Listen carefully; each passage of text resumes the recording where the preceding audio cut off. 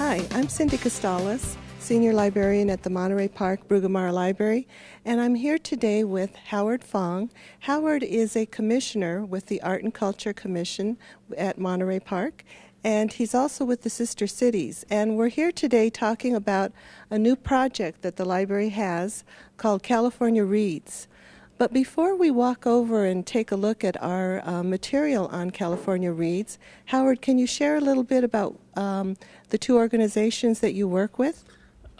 Yes. I'm a commissioner for the Art and Culture Commissions. We sponsor cultural events, and we'll take people to Hollywood Bowl.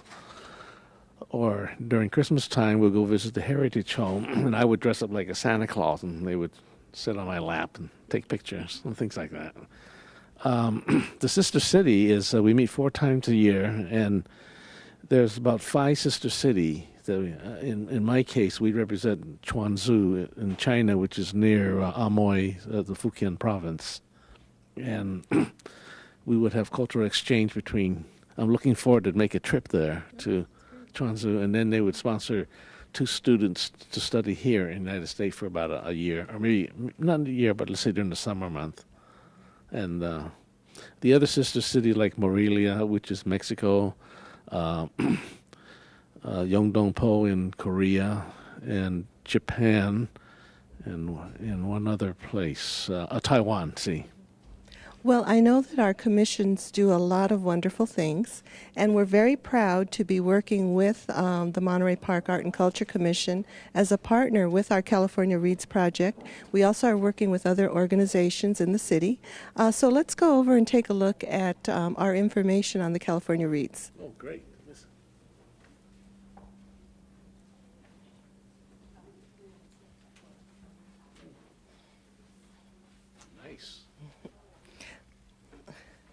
Well, we have a new display that we just created that is showcasing our book that we're going to involve our community to read. The book is called A Paradise Built in Hell by Rebecca Solnit. And A Paradise Built in Hell is about the extraordinary communities that arise in the time of disaster. It's really quite an interesting read, and the grant is going to bring our community together to read this book. It's really about 5 case studies about disasters. The 1906 earthquake is the first chapter. The 1985 earthquake in Mexico is another case study. 9/11, Katrina, and the 1917 explosion in Halifax is another case study. What's interesting about this book is that the author, Rebecca Solnit, believes that when disasters happen, there's actually a very brief time when a community comes together and pulls together and a brief utopia is created. And so the case studies are about those times when people come together for the common good. And so it's a real interesting read. We are going to have some book discussions where we'll bring the community together on Tuesday, May 22nd. That'll be our very first discussion. We'll have daytime book discussions, and we'll have evening book discussions. For people that can't make it in the daytime, they can come in the evening. So the daytime book discussions will be at 12 noon, and the evening ones will be at 7 p.m., and they'll all be in the Friends Room. So we're trying to get the word out, and I know that the Art and Culture Commission is going to help us to get the word out, yes, spread the word. So, you know, this is what it's about. It's very exciting. We're one of 51 library jurisdictions in California to be part of this project.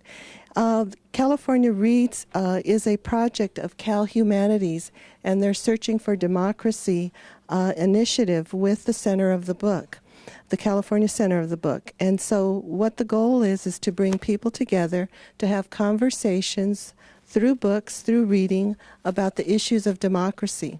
So it should be quite interesting. For example, with the first chapter in the book on the 1906 San Francisco earthquake, we'll be talking about that disaster, but we'll also be talking about do people show their best or worst behavior during disaster? So those are some of the things we'll be talking about. Now, Howard, I understand that you that you were in the 1989 great earthquake. Right, Loma Prieta earthquake, which is near San Jose. Well, can you tell us a little bit about what you experienced? Well, I remember it happened at 5:17. You know, I was in an A&W having a hamburger and a A&W float.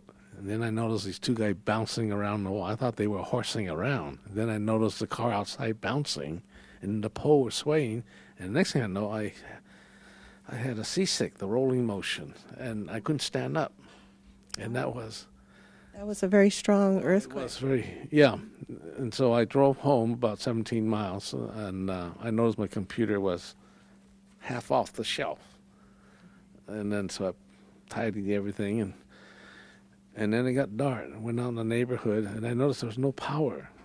The lights it was pitch dark. I mean, in Palo Alto, it's an urban city, but there was no lights.